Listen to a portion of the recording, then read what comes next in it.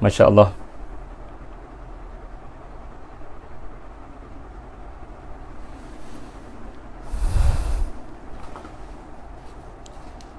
Terima kasih.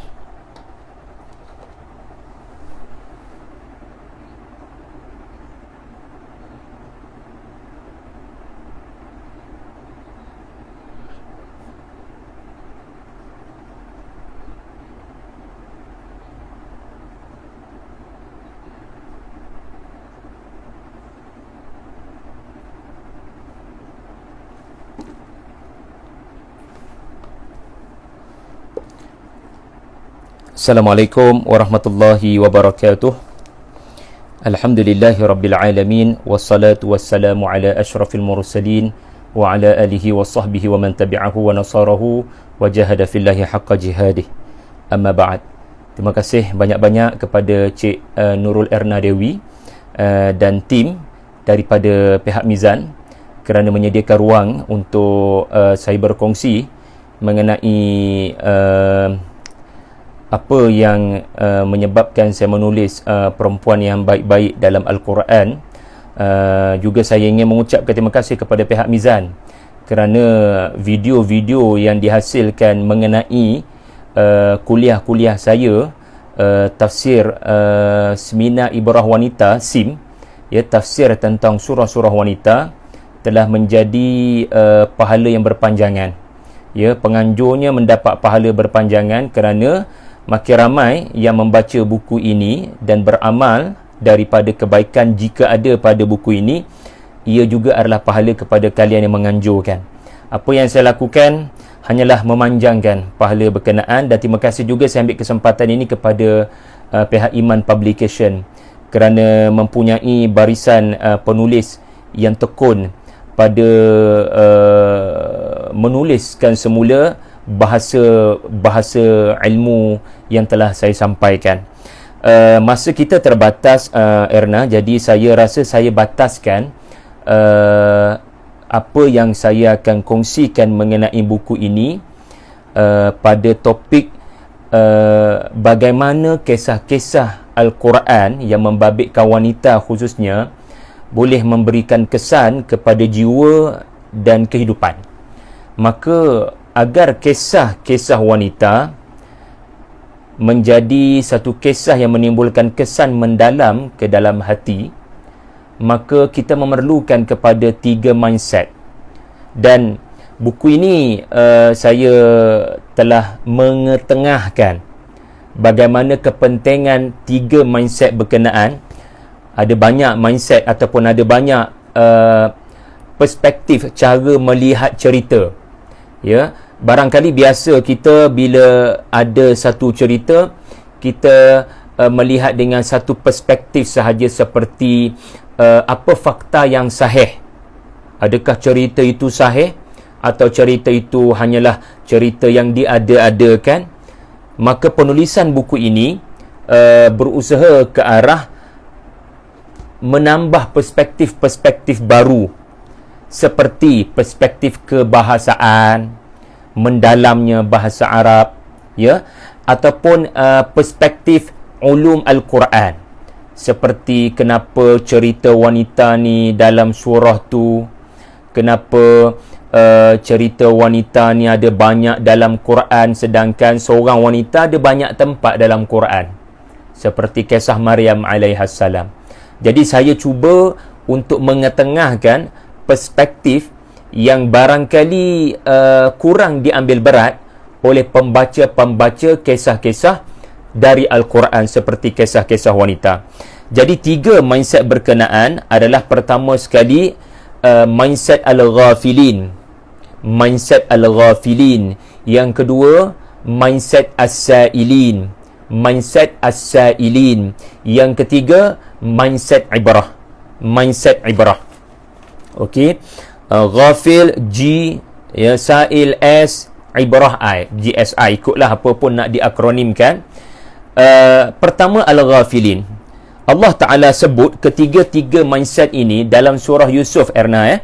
Allah Ta'ala sebut Al-Ghafilin pada ayat yang ketiga surah Yusuf. Allah Ta'ala sebut as-sa'ilin pada ayat yang ke-7 surah Yusuf. Allah Ta'ala sebut ibrah dalam ayat terakhir surah Yusuf ayat 111.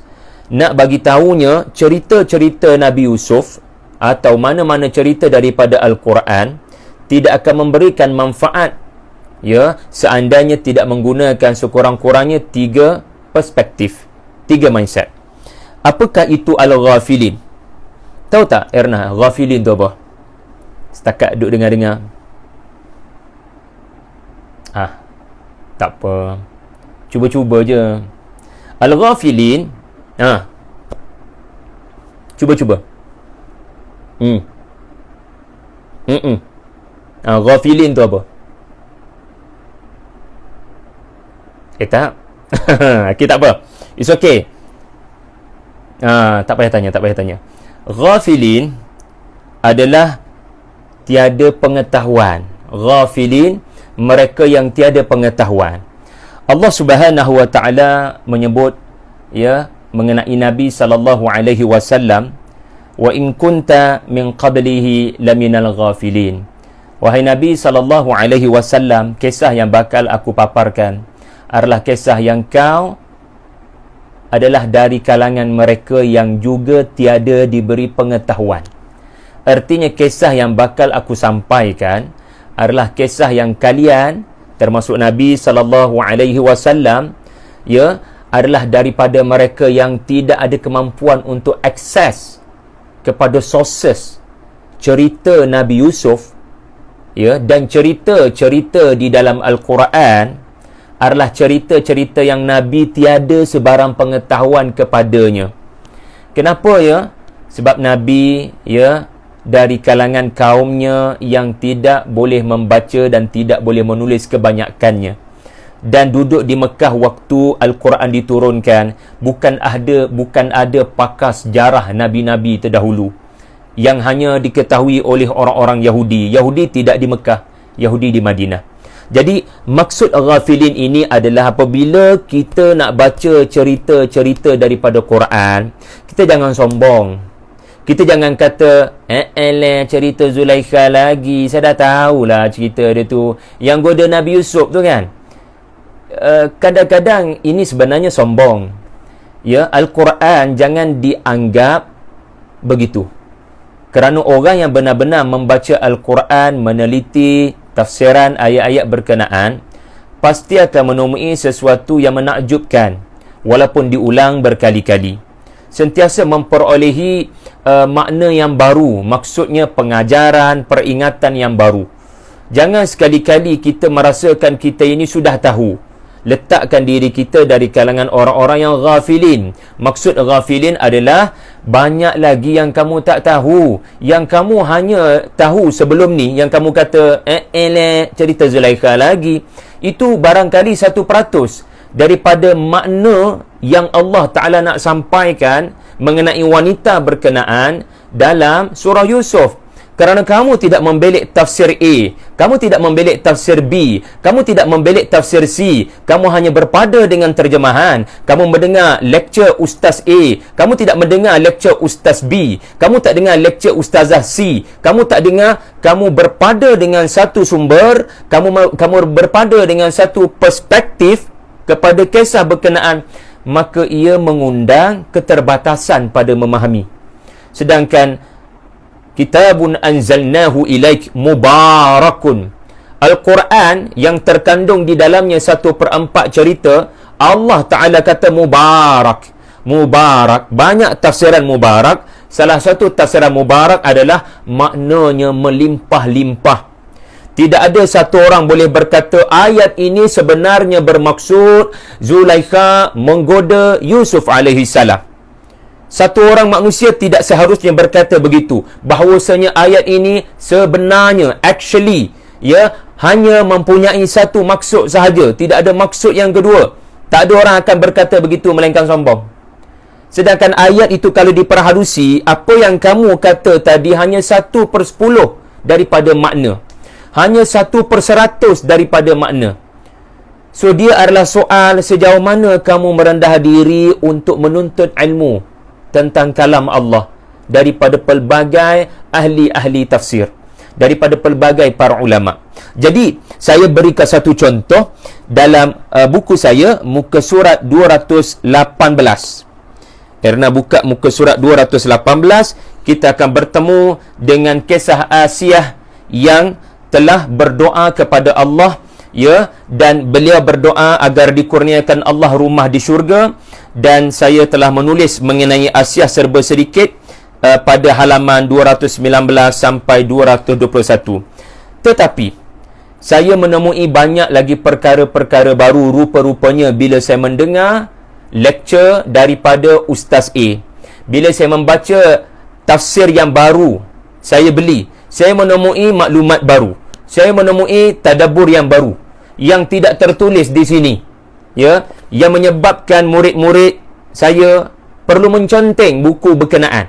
Ya, mohon maaf kalau tak banyak ruang kosong, ya, kerana ada perspektif baru kepada cerita Asiah.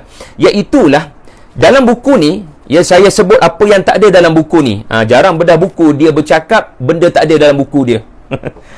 Iaitulah antaranya yang tak ada dalam buku perempuan yang baik-baik dalam Al-Quran. Perempuan yang baik-baik dalam Quran, tetapi baru saya jumpa. Saya menemui fakta baru. Iaitulah rupa-rupanya ada hadis. Ada hadis yang ditulis oleh Dr. Sulaiman Al-Ashqar. Ada buku baru saya baca, dan ada takhrij hadis berkenaan panjang lebar yang kita boleh simpulkan sebagai berstatus sahih. Hadis itu berbunyi, ini tak ada dalam buku PYBBDAQ ni, tak ada. Jadi saya rasa macam kena ada edisi kemas kini. Saudara-saudari menulis mengenai tafsir Quran memang selalu kena cetak kedua, ketiga, kemas kini lagi. Cetakan ketiga, kemas kini lagi. Cetakan keempat, kemas kini lagi. Sebab sentiasa ada pembaharuan. Sehingga kita berkata, kita sampai ke satu tahap kena berkata, sampai bila saya akan berhenti menulis kalau begitu? Sampai bila kita nak berhenti menulis edisi kemas kini?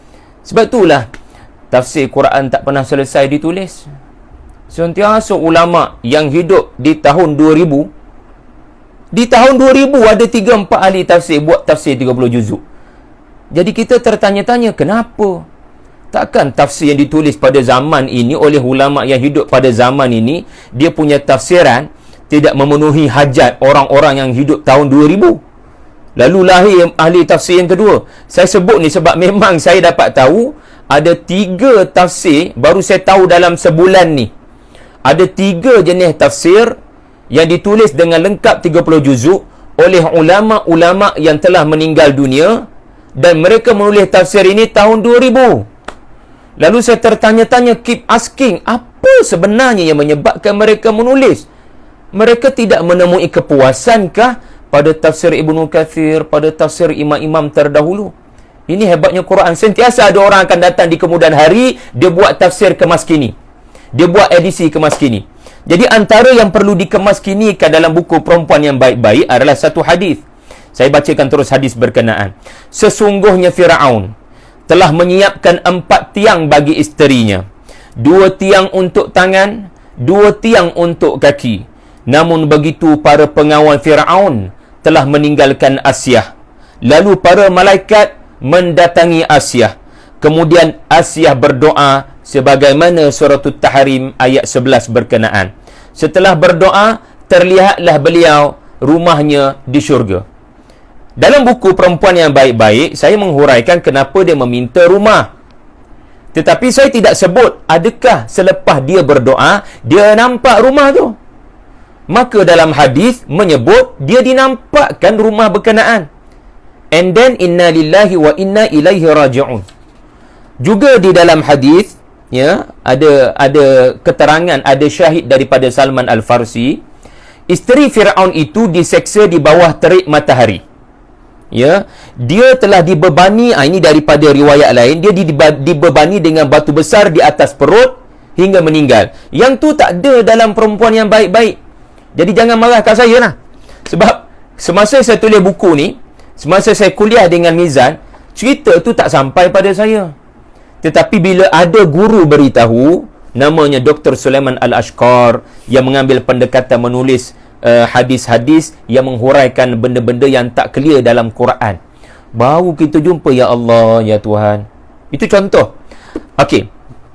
Jadi saya ambil contoh yang kedua, muka surat 19, buku perempuan yang baik-baik. Kenapalah starting dengan muka surat 2 tu lebih, and then point nombor 2, muka surat 19. Tak apalah, kita buat lain daripada yang lain. Muka surat 19. Kita akan dapati muka surat 19 ada tajuk Nabi Adam alaihi salam disingkirkan dari syurga bukan kerana Hawa radhiyallahu anha. Ketika saya menulis buku ini, ya, sumber saya adalah tulisan-tulisan Dr. Salah Abdul Fattah Al-Khalidi hafizahullah. Ya, insya-Allah kalau diizinkan Allah, Tadabbur Center akan menjemput beliau dalam 2-3 hari nanti, 2-3 hari lagi insya-Allah. Terima kasih Dr. Azrul yang menguruskan guru beliau ini untuk bersama dengan Tadabbur Center. Okey, tetapi sekarang untuk makluman Erna dengan rakan-rakan, saya sedang review topik ni. Sebab ada satu hadis yang sahih menyebut Hawa. Jadi saya sedang dalam proses mencermati tulisan artikel jurnal Syekh Profesor Abu Laith, pakar hadis di UIA.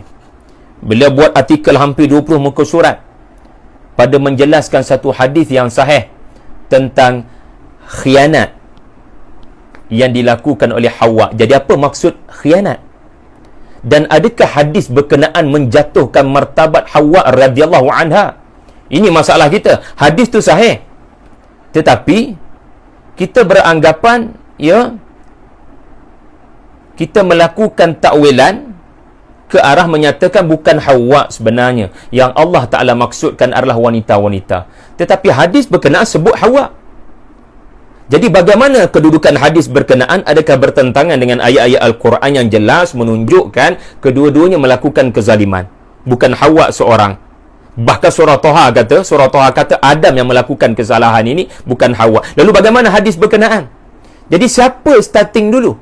Jadi untuk makluman semua, yang ni kena bincang lain lah, ya, kerana kita, apa pun pendapat kita, kita kena tundukkan kepada Quran dan Sunnah. Kalau kita menemui hadis yang dihuraikan, yang diperjuangkan hadis berkenaan makna yang sebenar oleh para ulama, maka kita kena bersedia untuk membuat kemas kini, semakkan balik. Tapi saya dalam proses mencermati hadis berkenaan dan beberapa isu yang lain. Sekali-kali hadis berkenaan walaupun mention Hawa, ia tidak menjatuhkan langsung martabat Hawa radhiyallahu anha. Kenapa? Kerana manusia mana tak pernah buat silap? Bahkan dalam Al-Quran bukan hanya wanita, bahkan lelaki punyalah banyak yang melakukan kesalahan dalam Al-Quran, seperti saudara-saudara Yusuf. Lalu kenapa kita terlalu menjadikan isu besar Hawa melakukan kesilapan? Jadi ada perbincangan lah. Benda tu kena bincang dengan panjang lebar. Menarik saya nak katakan, yang saya sedang semak sini buku ni. Saya sini sedang semak balik buku ni. Jadi kita jangan rasa selesa lah buku tu best seller ke apa. Jangan rasa selesa. Kita kena sentiasa ada keinginan untuk i'adatun nazar, farja'il basar, ulang balik pandangan kamu, ya, farja'il basar karatan yang qalib ila al-basar khasi'an wa huwa hasir, baru kamu tahu kamu tu hina, kamu ada banyak lakukan kesilapan. Jadi itu nombor satu, Erna, dalam masa yang terbatas ini. Kita pergi kepada mindset yang kedua. Apakah mindset yang kedua? Bagus. As-Sa'ilin, Allah Ta'ala menyebut pada surah Yusuf ayat yang ke-7, kisah Yusuf dan saudara-saudaranya alaihimussalatu wassalam adalah kisah yang mengandungi ayat-ayat bagi orang yang bertanya. Para ulama mentafsirkan orang yang bertanya, pertama sekali adalah Yahudi di Yathrib yang tidak percaya adanya seorang Rasul di Mekah. Adapun yang kedua, yang bertanya di sini adalah kita. Jadi apa yang dimaksudkan kita bertanya? Ini menunjukkan ayat-ayat Al-Quran apabila di dalamnya terkandung cerita-cerita. Bahkan ayat Al-Quran sendirilah, tidak semua ayat Quran cerita. Ada ayat Al-Quran perumpamaan.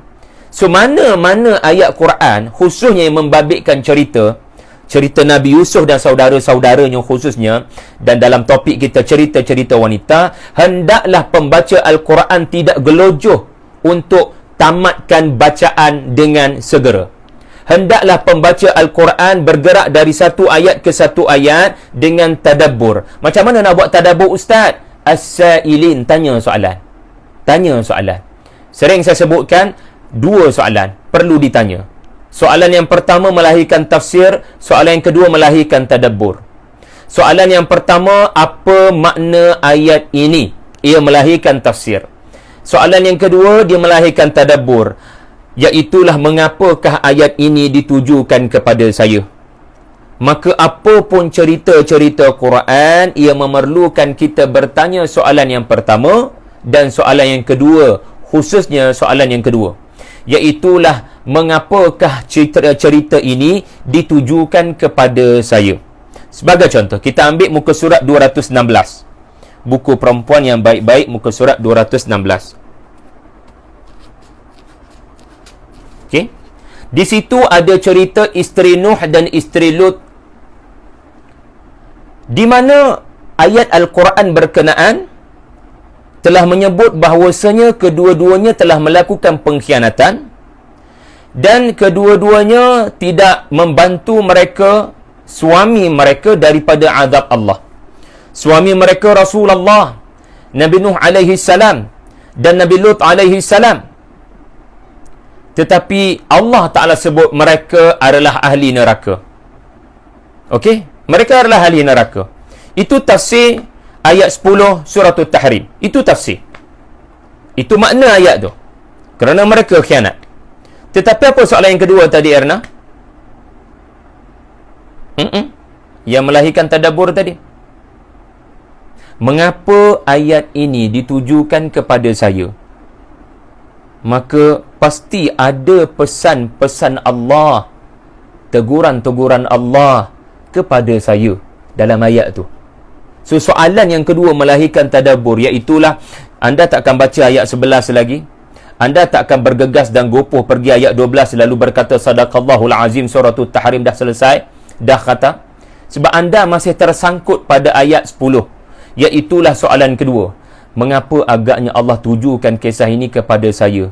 Allah tak tujukan kisah ini kepada isteri Nuh dan isteri Lut. Mereka sudah mati. Allah Ta'ala tidak tujukan kisah ini kepada Nabi Allah Nuh dan Nabi Allah Lut, kerana alaihimussalatu wassalam sudah wafat. Allah tak tuju pada orang dah mati. Allah tuju liyundhira man kana hayyan. Allah tuju pada yang masih hidup. Dan berapa ramai orang yang masih hidup sebenarnya mati. Hatinya mati. Jadi, hidupkan hatimu dengan soalan yang nombor 2. Agaknya kenapa cerita dua wanita ini ditujukan kepada saya? Jadi, antara tips saya nak kongsikan di sini, ya, antara tips yang saya nak kongsikan di sini, agar kita dapat jawapan soalan kedua, adalah baca ayat tu sampai habis. Jangan baca sekerat, ataupun seolah-olah baca sekerat. Baca penuh tapi faham sekerat. Baca ayat tu sampai fasilah, sampai hujung. Sebab kalau kita seolah-olah baca separuh jalan, lalu kita kata, ish, teruklah depa ni, suami mereka para rasul, tapi depa tu masuk neraka. Ya. Jadi kalau kita sekadar menjawab persoalan yang pertama, lalu kita dapatlah jawapan, di mana kedua-duanya telah berkesudahan dengan azab api neraka. Tetapi baca sampai habis. Allah Ta'ala kata, wa qila dukhulan nara ma'ad dakhilin. Dikatakan kepada kedua-duanya, masuklah ke dalam neraka. Tak habis lagi ayat tu. Tak habis lagi, Arna. Baca sampai habis. Bersama dengan orang-orang lain yang masuk. Yang tu yang kita takut. Kita ada dalam ad-dakhilin. Kita takut kita termasuk daripada ad-dakhilin. Allah tidak menyebut tentang pengkhianatan isteri kepada Rasul itu merujuk kita. Sebab kita punya suami bukan para Rasul. Tetapi fasilah, penghujung ayat, Allah akan membawa kita masuk dalam ayat tu. Kalau Allah Ta'ala tidak mahu membabitkan kita ke dalam ayat itu, maka barangkali ayat itu berbunyi, qila dukhulan nar. Selesai. Masuklah kalian berdua ke dalam neraka. Maka fahamlah kita ayat itu memang hanya khusus menceritakan tentang wanita isteri Nabi masuk neraka, yang menyebabkan para sahabat menangis, kerisauan, ketakutan. Khususnya Aisyah radhiyallahu anha dan Hafsah radhiyallahu anha. Orang baca perempuan yang baik-baik, dia tahu saya akan starting dengan asbabun nuzul. Saya akan starting dengan apa tema surah ni. Kerana ini ayat 10, ayat 1 apa cerita? Sebab tu saya kata tadi perspektif. Kita cuba tengok cerita tu, bukan cerita tu secara isolated. Kita kena tahu dia punya starting di mana. So ayat 1 starting. Jadi ayat 1, ayat 2, ayat 3 ada dua sahabiah yang sangat penting. Mereka adalah ibu-ibu kita. Mereka adalah Aisyah radhiyallahu anha dan Hafsah radhiyallahu anha. Bayangkan ketakutan mereka bila ayat Al-Quran berkata yang masuk ke dalam neraka bukan hanya 2 orang isteri kepada 2 orang Nabi, tetapi ada lagi yang masuk. Bila ada ETC tu, bila ada dot tu yang menyebabkan para sahabiah jadi takut. Takut mereka tergolong itu tadabbur. Kita takut kita ada dalam neraka. Lalu ia menyebabkan kita memohon ampun dan istighfar dan melakukan taubat nasuha, which is disebut dalam surah At-Tahrim. Jadi itu uslub Allah Ta'ala nak supaya kita tadabbur. Okey, contoh yang lain Contoh yang lain, kita tengok muka surat 117. Pelik betul lah bedah buku ni. Dia starting muka surat belakang, lepas tu dia undur belakang. Saya pun tak perasan kenapa jadi macam ni. 117. Ceritanya adalah cerita Khawlah. Cerita ni cerita Khawlah yang dizihar oleh suaminya. Tetapi tengok ayat Quran ke atas tu. Innallaha sami'un basir. Saya kata tadi tips dia adalah baca sampai habis. Sebab kalau kamu baca sekerat-sekerat, kamu akan kata ayat ni hanya membabitkan Khawlah sahaja, ya, berdasarkan asbabun nuzul. Tetapi bila Allah Ta'ala kata, ya, pada ayat penuhnya, iaitulah qad sami'allah, Allah Ta'ala mendengar ungkapan, ya, perempuan yang mengadu kepada kamu wahai sallallahu alaihi wasallam mengenai perihal suaminya, dia merayu-rayu kepada Allah. Sedangkan, ya, Allah Ta'ala mendengar perbualan kamu dengan dia. Maka kalau kita baca sekerat, maka cerita tu kita akan memandangnya sebagai cerita orang-orang di masa lampau. Tetapi sebenarnya Allah Ta'ala mahu kita masuk dalam ayat tu dengan Allah Ta'ala berkata, sampai bila-bila Allah maha mendengar dan maha melihat. Kenapa perlu ada taukid? Kenapa kena ada fasilah yang berbunyi sesungguhnya, tiada keraguan? Ayat tu tuju pada siapa? Tuju pada kita lah. Sebab kita ni dari kalangan orang-orang yang ragu kepada, ya, kekuasaan Allah untuk membantu masalah rumah tangga kita. Kita ragu pada Allah maha mendengar rintihan kita yang dizalimi suami. Kita ragu pada Allah itu basir, melihat bagaimana jenayah dilakukan, bagaimana keburukan, ya, kita punya pasangan melakukan kepada kita. Jadi ayat itu sampai habis menyebabkan kita menemui adanya kita dalam ayat berkenaan, adanya teguran Allah kepada kita. Okey, itu mindset yang kedua. Dan akhir sekali, mindset yang ketiga, apa dia, Cik Erna kita? Ibrah. Ataupun apa yang disebut sebagai paradigma ibrah. Kita melihat sesuatu cerita dengan meyakini cerita berkenaan ada kaitan dengan saya. Cerita berkenaan barangkali terbabit, ya, dengan tokoh-tokoh yang sudah meninggal dunia, berlaku pula ratusan kilometer jauh daripada Malaysia, berlaku pula pada zaman ribuan tahun, bukan tahun 2020. Lalu apa kaitan saya dengan kisah orang-orang dulu-dulu? Ibrah bermaksud kait. Ibrah bermaksud hubungan, jambatan. Setiap kali Allah Ta'ala memaparkan cerita-cerita Al-Quran, sebenarnya cerita berkenaan telah melalui saringan yang sangat teliti. Allah Ta'ala hanya menurunkan sesuatu cerita yang akan beri hidayah kepada manusia. Maksudnya apa? Cerita berkenaan bukan sekadar cerita, tetapi pada cerita berkenaan ada ubat kepada penyakit yang dihadapi oleh manusia. Tahun 2020 dibangi ke, di mana-mana ke, manusia itu walaupun berbeza kulit mukanya warna, walaupun manusia itu berbeza bahasanya, walaupun manusia ada yang duduk di Eropah, Asia, Amerika Selatan hemisfera, tetapi Allah Ta'ala sebut dalam suratul Baqarah ayat 118, tashabahat qulubuhum.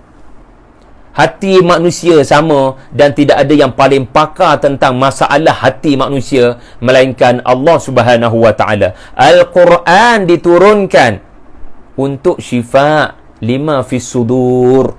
Quran turun untuk bagi rawatan penawar kepada penyakit-penyakit di bawah dada manusia, iaitulah hati. Penyakit yang lebih berbahaya daripada penyakit tubuh adalah penyakit hati. Berapa banyak pertumpahan darah dan peperangan-peperangan besar bermula daripada satu benda kecil sahaja, namanya cemburu, hasad, dengki, iri hati, yang mana bermula daripada bom jangka inilah ia menatijahkan tahap 2, tahap 3, tahap 4 kanser berkenaan. Daripada cemburu mula mengumpat, daripada mengumpat mula mengintip untuk membuktikan umpatan. Kemudian mulalah mengadu domba. Kemudian itulah yang menyebabkan berlakunya pertumpahan darah dan konflik ketegangan sesama manusia. Kalau seseorang terkena penyakit tubuh yang membabitkan tubuh, barangkali dia seorang, kalau COVID-19 ini kita tidak boleh nafikan dia adalah dari kategori penyakit yang pandemik, yang boleh tersebar dengan mudahnya. Tetapi ada satu penyakit yang lebih mudah tersebar. Ia bukan sekadar tersebar tanpa mengambil kira orang tu kulit muka warna apa, tetapi ia juga boleh tersebar walaupun kita duduk 2020. Penyakit tu dah ada 2000 tahun dulu, dia punya warisan penyakit tu boleh sampai pada kita. Na'udzubillah. Sebab tu ayat yang saya bacakan tadi cerita pasal ucapan biadab orang-orang Yahudi. Lalu Allah Ta'ala kata, ucapan biadab Yahudi kepada sallallahu alaihi wasallam bila Nabi berhijrah di Madinah, Allah Ta'ala kata, kadzalika qala alladhina min qablihim mithla qawlihim tashabahat qulubuhum. Sesungguhnya Allah Ta'ala kata, demikianlah ucapan yang diungkapkan oleh Yahudi di Madinah sebiji dengan apa yang diungkapkan oleh datuk moyang mereka dahulu. Rupa-rupanya kita kadang tak sedar, ucapan kita ni hanya mengulang ucapan orang-orang terdahulu. Ustaz mana sama orang dulu cakap Hebrew, kita cakap bahasa Melayu. Ingat, ucapan yang kedua adalah lidah dan bahasa. Ucapan bermula dari hati. Mana mungkin seseorang menuturkan sesuatu di lidah, melainkan mesti bermula dari hati. Sebab tu Allah Ta'ala kata hati itu sama walaupun bahasa berbeza. Sebab tu orang yang baca Quran, kita ambil satu contoh, muka surat 285. Buku Perempuan yang Baik-Baik, muka surat 285. Isteri Al-Aziz yang lebih dikenali sebagai Zulaikha telah melafazkan kepada Yusuf alaihi salam, hai talak.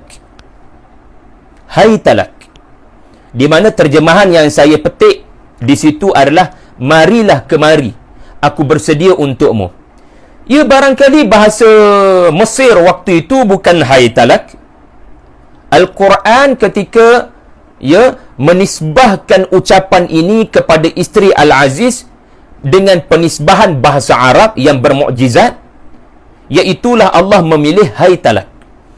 Yang mana ahli-ahli tafsir menjelaskan maksudnya adalah mari kemari, ini arahan. Jangan menolak apa yang saya arahkan. Jadi itu antara tafsir hai talak. Ia adalah satu arahan. Ia adalah satu bentuk permintaan yang menggunakan kekerasan, menggunakan ancaman untuk melakukan kemaksiatan. Ataupun ada ahli tafsir lain yang mengatakan ia adalah rayuan. Mari kemari, saya bersedia untuk kamu. Jadi, pernah tak kita ucap begitu? Tak payah ucap di mulut, ucap di hati. Bila berinteraksi dengan lawan jantina. Ya, mereka yang belum berkahwin diuji Allah dengan perkara ini. Apabila kita berkomunikasi, bila kita berinteraksi dengan satu orang yang ajnabi, dengan satu orang yang boleh kita nikahi, ingat ya, bila kita perempuan dengan satu orang lelaki berdua-duaan, sama ada secara face to face atau WhatsApp, ya, ataupun personal message, yang ketiga adalah syaitan. Ya, apabila perbualan itu tidak berlaku atas dasar takwa. Ya, lelaki dengan wanita bila bertemu, ya, tidak ada masalah. Ya, sebagaimana Allah Ta'ala uji Maryam alaihassalam. Saya tulis dalam buku ni pun. Bahkan Maryam memperingatkan kepada lelaki ini, A'udzu birrahmani minka in kunta taqiyya. Pergi kamu daripada sini kalau kamu bertakwa. So, kerana takwa, wanita bagi peringatan pada lelaki. Walahal lelaki itu adalah Jibril alaihi salam. Ya. Tetapi masalahnya bila tidak atas dasar takwa, maka berlakulah syaitan di pihak yang ketiga. Lalu bila syaitan di pihak yang ketiga, apa yang berlaku? Dalam hati masing-masing. Tashabahat qulubuhum. Hati manusia sama je. Tak ada yang menurunkan ilmu kepada psikologis melainkan Allah yang lebih berpengetahuan daripada psikologis. Allah bongkar masalah hati manusia, di mana manusia sentiasa berkata dalam hatinya, marilah kemari kepada saya, marilah kemari kepada saya, dekatilah saya memerlukan kamu, saya bersedia untuk kamu. Jadi jaga-jaga tuan-tuan, ya, puan-puan sekalian, ya, di mana syaitan punya operasi, ya, di dalam surah Yusuf ini menunjukkan kepada kita, ya, supaya kita beranggapan, ya, kebahagiaan, keseronokan, kenikmatan itu akan berlaku bila kita ada couple tanpa keseriusan untuk berkahwin. Jadi inilah yang dapat kita pelajari daripada halaman 285 membabitkan ungkapan hai talak. Ya, dan satu perkara yang menarik antara yang saya tegaskan dalam buku ini adalah untuk mindset ibarah, untuk kita yakin kisah tu ada kaitan dengan saya. Sebab itu Al-Quran punya uslub yang sangat unik, yang sangat berbeza daripada Taurat dan Injil yang sudah dilakukan perubahan, yang sudah berlaku perubahan. Ya, Bible Old Testament banyak menyebutkan kita dengan nama-nama serta nama-nama lokasi. Ya, sangat menyebutkan dengan watak dan tokoh. Sebab itu tak pelik mereka memuja tokoh yang bernama Isa bin Maryam. Sebab mereka duk sibuk dengan nama, keturunan, dan Yahudi pun antara yang sangat mementingkan keturunan, genealogi. Tetapi di akhirnya tiba-tiba Quran melakukan uslub yang nyata berbeza daripada uslub yang dilakukan oleh sejarawan. Sejarawan mementingkan keturunan apa namanya itu adalah concern seorang disiplin dalam bidang sejarah.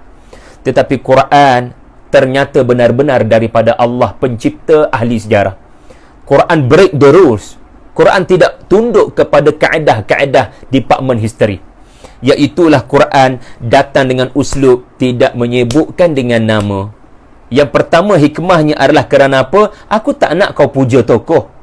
Aku nak kau ambil berat pengajaran, bukan duk puja tokoh, duk cari dia duduk kat mana, dia duduk pada zaman bila, siapa dia.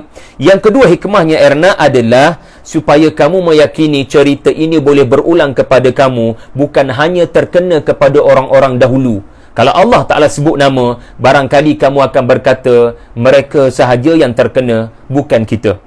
Lalu Allah tidak sebut nama isteri Nabi Adam di dalam Al-Quran. Allah tidak sebut nama isteri Imran dalam Al-Quran. Allah tidak sebut nama isteri Al-Aziz dalam Al-Quran. Allah tak sebut nama isteri Nuh dan isteri Lut dalam Al-Quran. Allah tak sebut nama isteri Abu Lahab dalam Al-Quran. Allah tak sebut nama ibu Musa dalam Al-Quran. Allah tak sebut perempuan yang mengadu kepada Rasulullah, yakni Khawlah, dalam Al-Quran. Allah tak sebut nama-nama perempuan yang berhijrah dalam suratul Mumtahanah dalam Al-Quran. Allah tak sebut dua isteri Nabi yang telah membocorkan amanah rahsia Nabi dalam suratul Tahrim.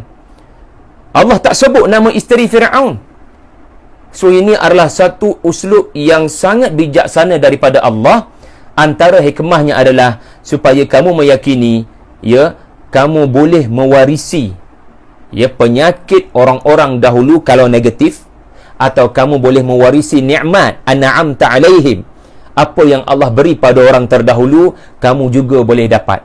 Ya, Allah tidak membataskan, bab kata Syekh Salah Abdul Fattah Al-Khalidi dalam Mafatih Litta'amul Ma'al Quran pada kaedah yang ke 12, tahrirun nusus min quyudiz zamani wal makan.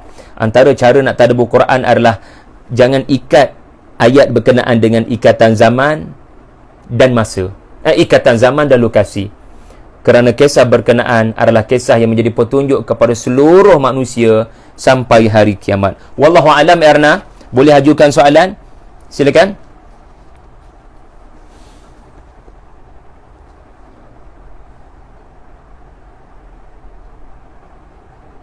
Terima kasih Puan Siti Sarah.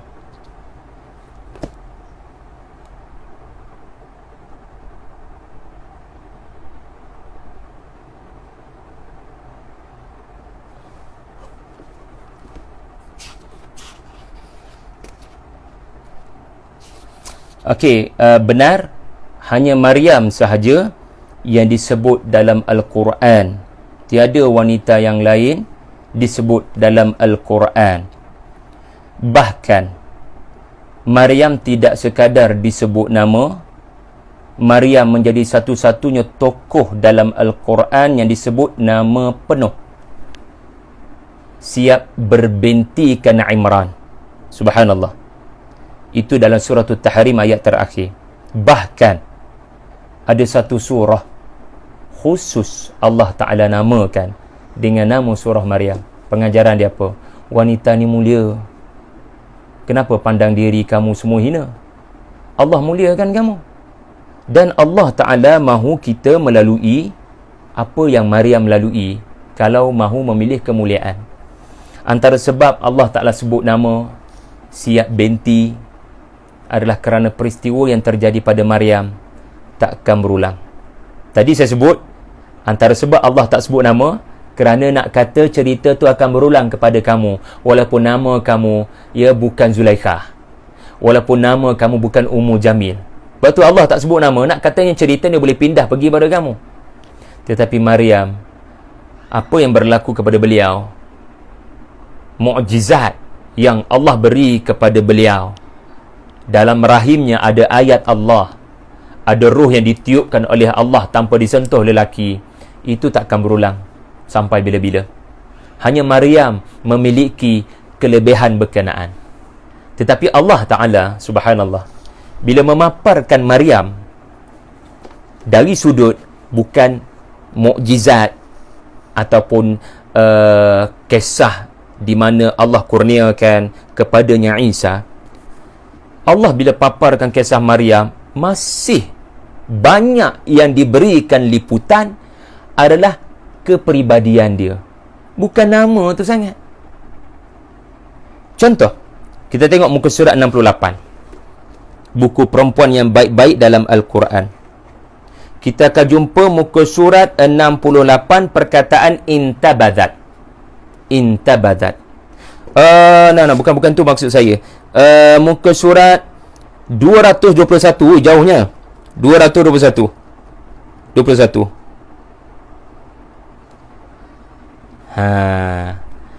Ayat 12, ayat terakhir surah At-Tahrim.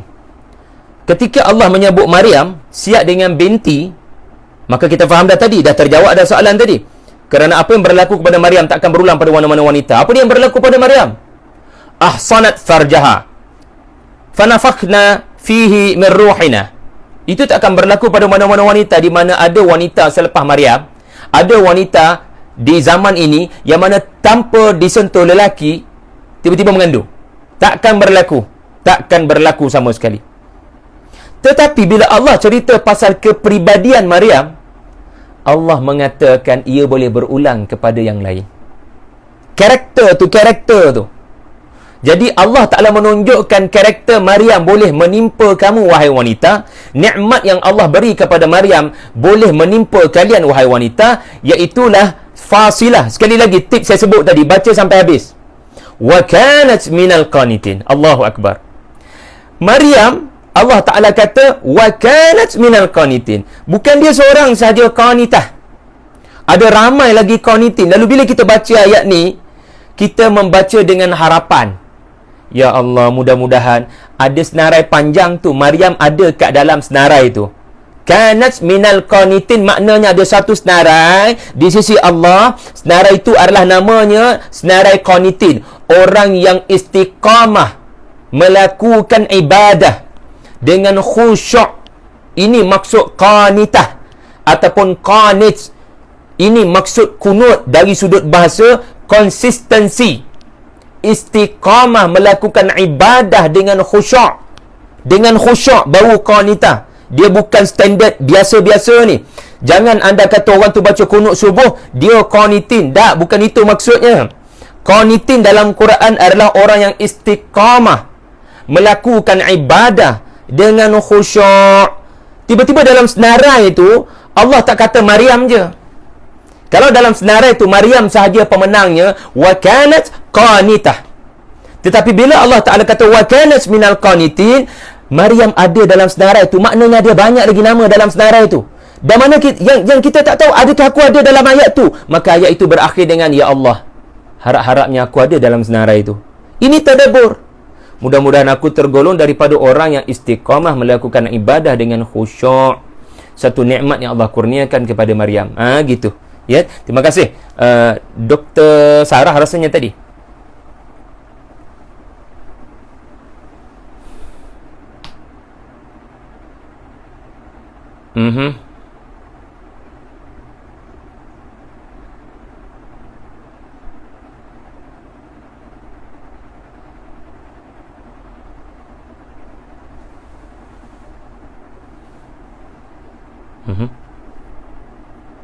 Al-Mujadilah. Ya. Jadi soalannya adalah,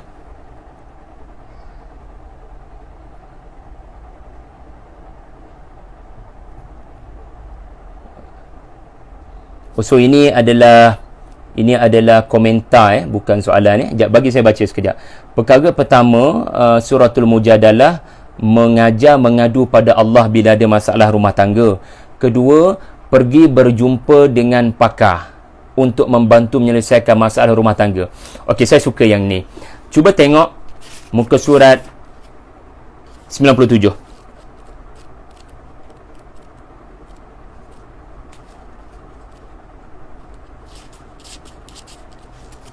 Okey, cuba cari ayat 1. Bukan 97 lah jawabnya.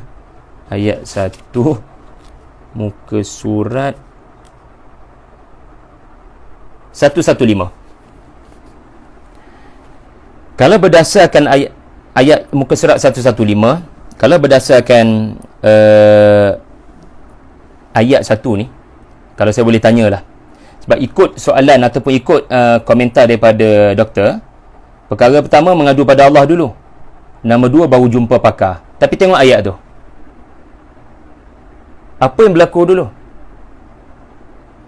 Ayat tu menerangkan apa yang berlaku terlebih dahulu. Tujadiluka dulu ke tashtaki? Erna beritahu.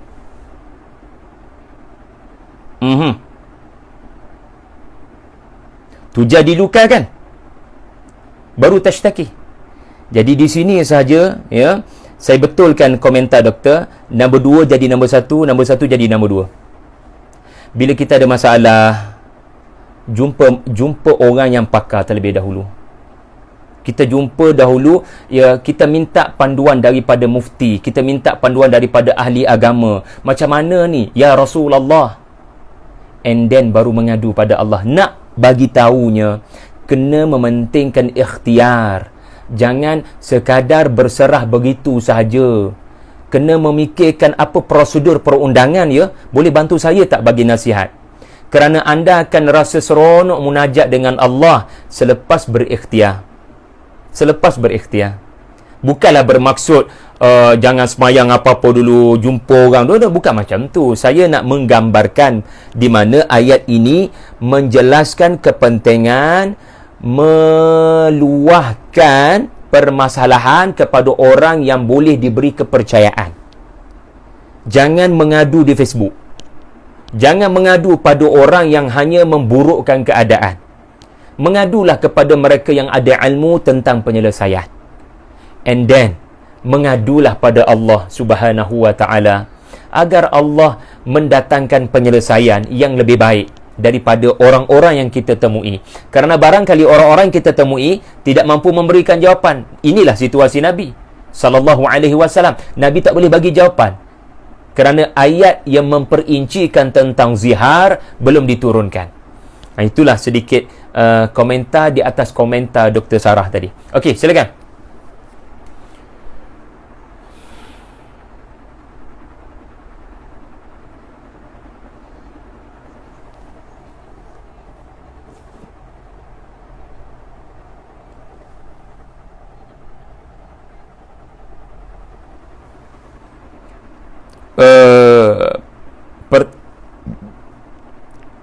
Kalau orang yang beginner mahu berjinak-jinak dengan tadabbur, bagaimana ayat itu benar-benar menyentuh hati dan perasaan, maka saya menyarankan tafsir Al-Azhar. Pihak PTS pun sedang memasarkan diskaun istimewa dalam tulisan bahasa Melayu daripada bahasa Indonesia kepada tafsir Al-Azhar. Allah yarham Buya Hamka.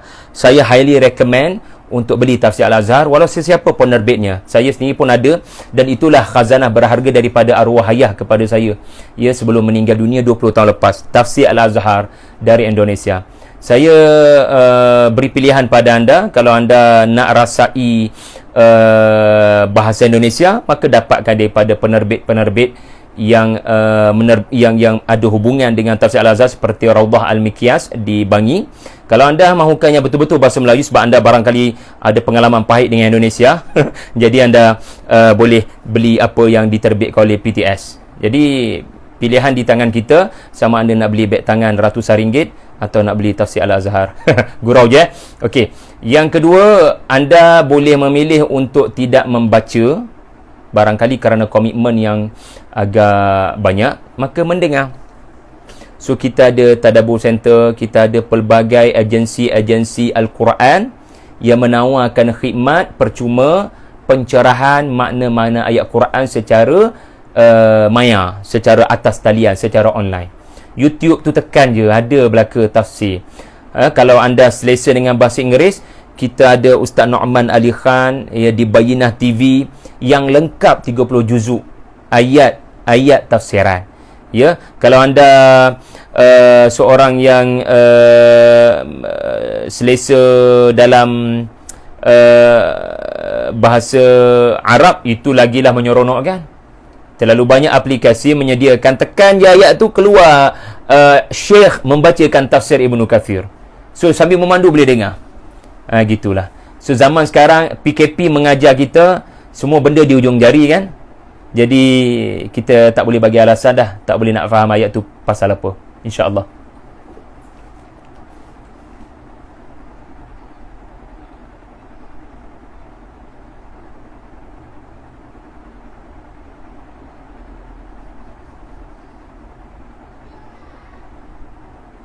Setuju?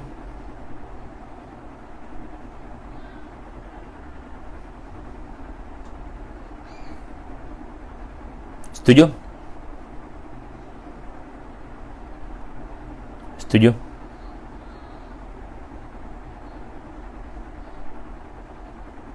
Terima kasih. Ya, terima kasih.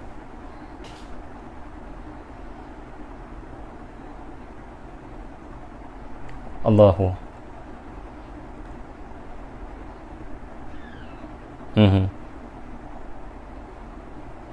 Terima kasih banyak-banyak.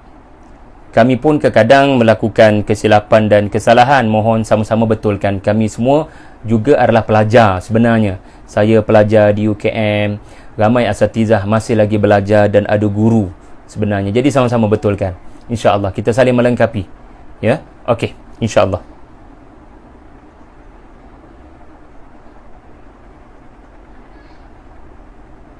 Maududi. Terima kasih Dr. Sarah. Saya rasa Dr. Sarah ini antara yang banyak follow. Saya rasa banyak follow barangkali buku-buku saya, barangkali, kerana orang yang boleh sebut Maududi ni biasanya dia baca Kompas. Dia baca Kompas 114, ya. Yang ni sebab Maududi ini sangat saya popularkan. Jadi kalau Dr. Sarah tanya apa pendapat membaca tafsir Maududi, maka itu juga antara tafsir yang sangat bagus untuk dibaca. Pertama, ya, kerana bahasa Inggeris. Jadi orang-orang yang dalam bidang profesional seperti doktor dan kawan-kawan yang lain, saya rasa bahasa Inggeris tu lebih cepat kita tangkap maksudnya. Terus terang saya kata, bila saya baca dalam bahasa Inggeris yang ditulis oleh sahib Tafhim Al-Quran, sebenarnya tafsir itu dalam Urdu tetapi diterjemahkan oleh pihak englishtafsir.com kepada bahasa Inggeris. I get the point. Benda yang berbelit-belit kita susah nak faham, tetapi Maududi datang dengan satu pendapat yang saya kira Masya Allah brilliant. Baru faham maksud ayat tu. Ini ilham yang Allah Ta'ala kurniakan kepada para ulama. Ya, ada ulama yang menjelaskan makna ayat itu tetapi dalam bahasa 600 tahun lepas, susah kita nak faham. Tetapi ada ulama seperti Maududi, ia adalah dari kategori ulama-ulama mutaakhirin, ulama-ulama terkemudian, yang mana bahasanya adalah bahasa zaman dunia dijajah westernisasi. So dia ni antara ulama haraki, ulama yang berjuang, dipenjarakan berkali-kali. Ya, seperti Allah yarhamhu yarhamka. Ya, bukan sekadar penulis tafsir sahaja. Beliau adalah aktivis perjuangan. Ya, okey. Yang kedua, selain daripada ada sumber dalam bahasa Inggeris kepada Maududi, anda akan dapati Maududi juga ada kelebihan dari sudut kisah-kisah dalam Quran, termasuk kisah-kisah wanita. Dia akan buat perbandingan dengan Old Testament dan New Testament. So kita akan tahu di mana pincangnya kitab sekarang yang didakwa Taurat dan Injil, di mana benarnya Al-Quran. Yang ketiga, Maududi punya kelebihan adalah dia menekankan sirah, bagaimana keadaan perjuangan Nabi semasa surah tu diturunkan. Macam mana Nabi ketika surah tu diturunkan? Beliau cuba melihat ayat-ayat Quran dalam surah berkenaan, lalu beliau membuat satu kenyataan historical background, al-jawu an-nafsi, al-khalfiyatut tarikhiyah. Macam mana suasana surah tu, surah Maryam diturunkan bukan kerana ada para sahabiah menghadapi masalah nak lahirkan anak. Lalu surah Maryam diturunkan adalah kerana para sahabat, ya, risau dengan kaum Quraisy, belasah, pukul, bunuh orang di sana sini. Surah Maryam diturunkan. Jadi kita kena tahu surah tu turun dalam keadaan perjuangan Nabi bagaimana. Dan yang keempat, kelebihan tafsir Maududi juga adalah kerana beliau akan menyebut tema yang ni yang mahalnya. Tema surah tu.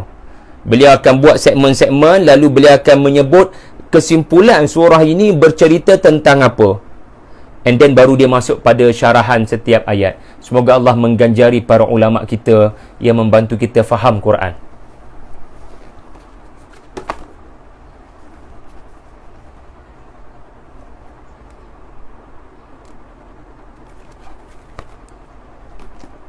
Boleh cuba tengok kan. Kalau ada soalan di IG saya, lagipun IG tinggal 1 minit 30 saat. So tak apa je, kita boleh ambil manfaat untuk Facebook. Kalau ada soalan, boleh ajukan. Ada soalan tak di IG Erna kalau ada? So penduduk Facebook kita dah raikan, penduduk Instagram pula kita tengok.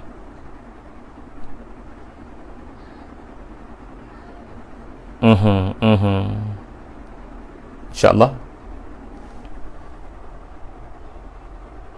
Tak ada, Alhamdulillah. Terima kasih pada rakan-rakan semua.